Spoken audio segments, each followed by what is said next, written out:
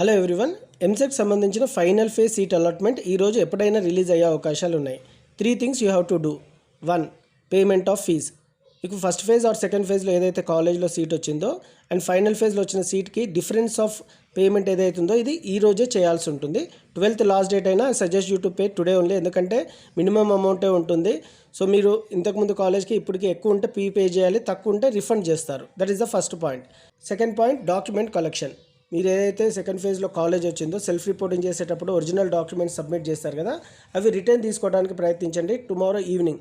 So మనకి third point చాలా important, self reporting. మీరు వెబ్సైట్లో సెల్ఫ్ రిపోర్టింగ్ చేయాలి, as well as college final ఫేజ్లో ఏదైతే కాలేజ్ వచ్చిందో ఆ కాలేజ్లో ఫిజికల్గా వెళ్ళి రిపోర్ట్ చేయాలి ఒరిజినల్ డాక్యుమెంట్స్ సబ్మిట్ చేసి.